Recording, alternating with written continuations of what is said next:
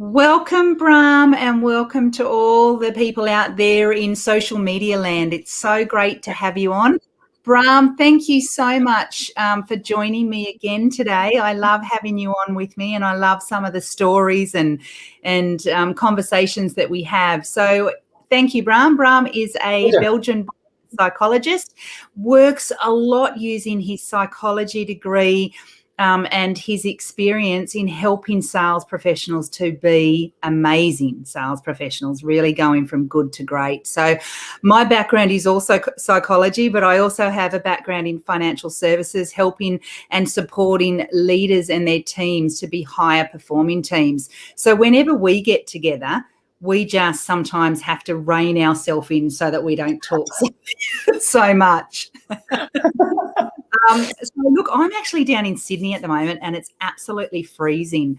I'm down here in New South Wales working, which is absolutely amazing since we can actually work now from anywhere and still do our live streams and our virtuals and things like that. But I do have a bit of a different background to what I normally do, and I am not enjoying the cold weather at all.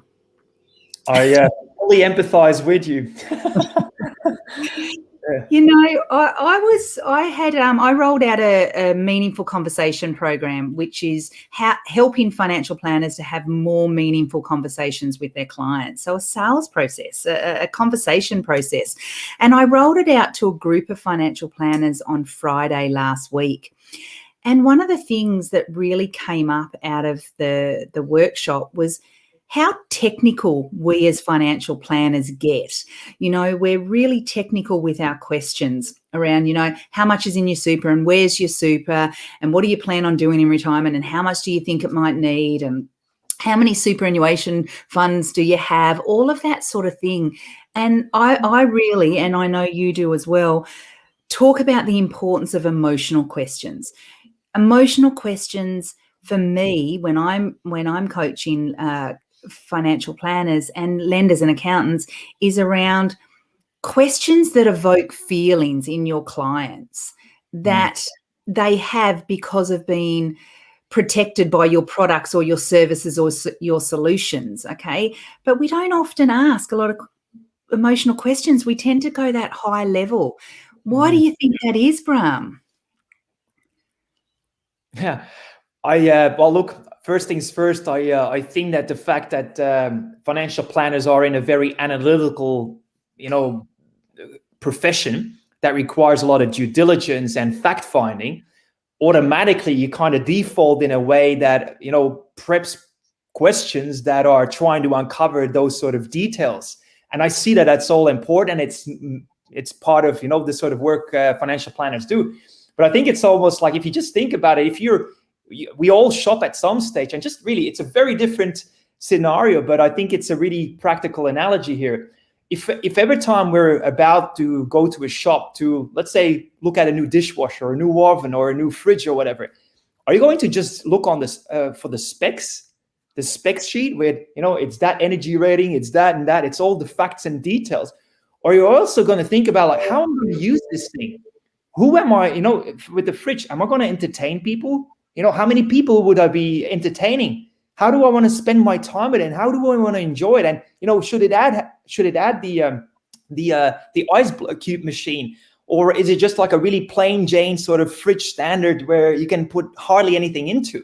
I think if you start really going more into the emotional side of the experiences and the outcomes people are after, that really opens up, like you said, rightfully, a whole different ball game away from the technicalities. And it's the technicalities that you need to do your job, but it's the emotions that allow people to buy because they want to own the outcome, and they're emotionally hung up to it. And so, like, I fully agree with you. The sooner we kind of really say, hey, why don't we pause the technicalities here for a moment? Tell me, in your own words, why is it that you're looking at financial planning right now? What are you hoping to achieve from this? That is really opening up a different conversation, which emotionally is more appealing, more captivating. Yeah. You took the words right out of my mouth. When I think about the emotions, for me, it is we need all the technical information in order for us to develop a strategy. Can't do it without the technical information. But what we actually need is to be able to sell the outcome, to sell the goal. You know, one of the most important questions that I really love is around what is important to you. You know, so we find out what their goals are. We find out that they want to retire, you know, in 10 years' time or 5 years' time, or they'd like this much income. But why? What would you be doing? And why is that important? And if you did that, then how would that make you feel? You know, that's when we get our clients to go, this is why I need you. This is why you're going to help me provide the financial planning future that I want, or the retirement of my dreams, or the protection for my family, you know, or the protection for me. Because if something happens to me, I've got an income still coming in because I've got the right insurances. Yet it's, for many, and I've seen it and experienced it, they're the harder questions to ask, because we are very technically driven. But what's really important is the client actually feels connected to you, and that you truly understand what is important to them. And then how does that link to their goals? That's it. I think here's the thing as well. First of all, we know that financial planners attract a typical type of person to the profession as such. And very often these people are very factual based people themselves. But here's the thing.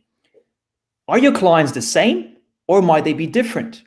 And to the extent that they are different, what would it really help them? What would kind of be needed from you to make them feel saying, this really is a much better financial planner than anyone else I've spoken to, because of the way I feel when I speak to them. And especially if you can bring people to the so-called outcome, first of all, to voice what they want, and then explain how they will feel if they do have it. But also, if you ask a question like, let me ask you, especially with first timers that are really now considering financial planning, but they've always been very wary of it, and they're very skeptical of the costs involved, and maybe too much upfront and all that sort of stuff, and ongoing fees. The first time around, you could say, let me ask you, like, after you've clarified what it is they want, if you don't do anything about it right now, how might that really negatively affect you and your family? Like, and then really like kind of allow the silence to take possession of the conversation. Allow them to really kind of sit on that really, and kind of go to the pain that all people might experience at some stage, because they know that they might have had a lot of debt that they're trying to clear. And if they don't do anything about it, they get even more in debt. They might miss out on valuable opportunities when they want to buy properties right now and they haven't got the finances arranged. All of these sort of things. It's important you allow the silence to take possession of them, so that they really go into their feelings, and that they then share what those feelings look like.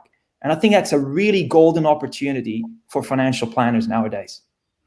Yeah, I started financial advising with a focus on risk insurance.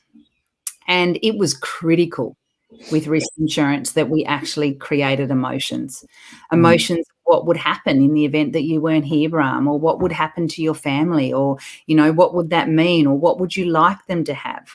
And I transferred those skills over into the other areas, because I realized that when I asked those questions, they were powerful. That gave them the opportunity. I always liken, a lot of people don't like silences in conversations, but we got a background in coaching. We love silence. We love silence, don't we? I always liken it to this little mouse running around on the wheel inside someone's head when I'm asking them a question. So I love that power of that silence. And it's that when we ask an emotional question such as, why is that important? Or what would that mean? Or how would you feel? Or what would others feel? Or what would we be seeing? They're actually picturing in their mind exactly. They're picturing their retirement. They're picturing their future. They're picturing whether it be traveling to some place that they've always wanted to travel before, or they're picturing what their family would have if they weren't here, what the education would be like, what the housing would be like, all that sort of stuff. the power of emotional questions, questions that truly evoke that emotion in a client, is where we need to go. So it's great to ask technical questions. There is no doubt in my mind that we need to do that from a compliant perspective.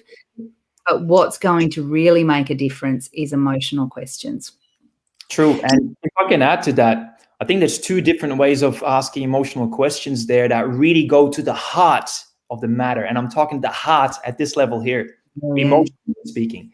And one of which is most people are driven by two things in life. It's getting away from things they don't want, displeasure, stress, worries, and that sort of stuff. And also the aspiration of getting something that is better in the future. And so your emotional questions really are meant to be designed around those two, because some of your clients will be more driven by the aspirations and less so about the worries and getting away from negatives. But a lot of people are very, very, very mindful of getting as fast as they can away from the things they dread. And so how is your questioning process right now designed in a 45-minute conversation, whether face-to-face or on Zoom, to help people, yes, uncover some of the technicalities and the details you need, but also bring people in a 45-minute window in such a place where, emotionally speaking, they're captivated. And you've got somebody who's willing to take action. And I think that's really the last important one.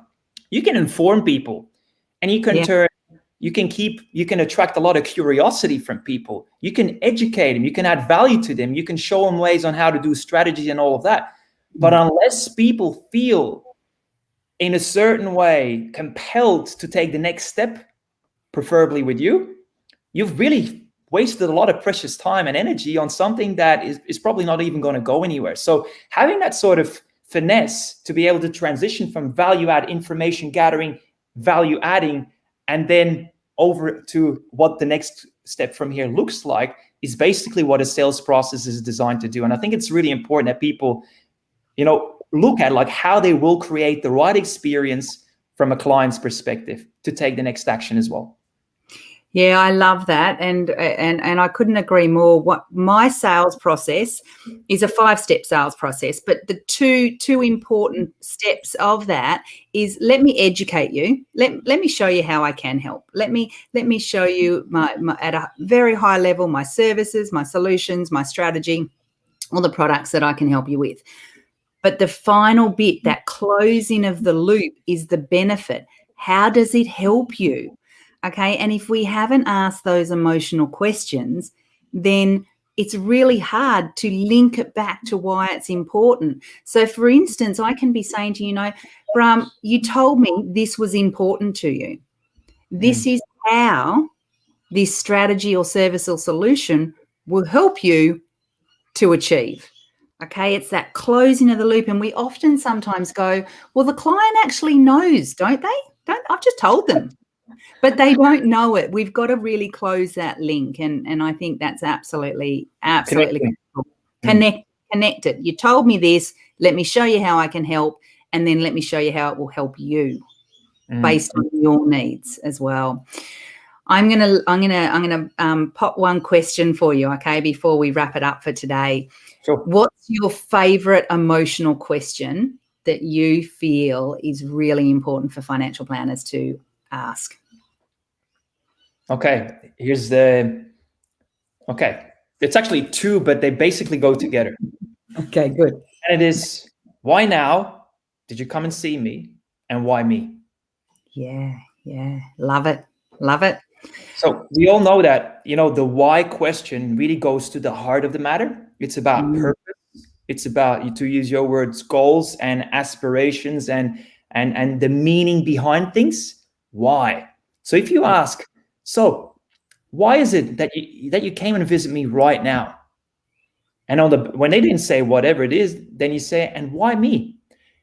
Basically, what their people are doing there is they're giving everything on a silver platter, what the main reasons are and why they feel that you might be the right one. That's a very, very powerful emotional question to ask. And it's very little words. It's very easy to plug in. Love it. They're beautiful questions. I'm going to add two more just for the audience so that they can start to really start to apply these.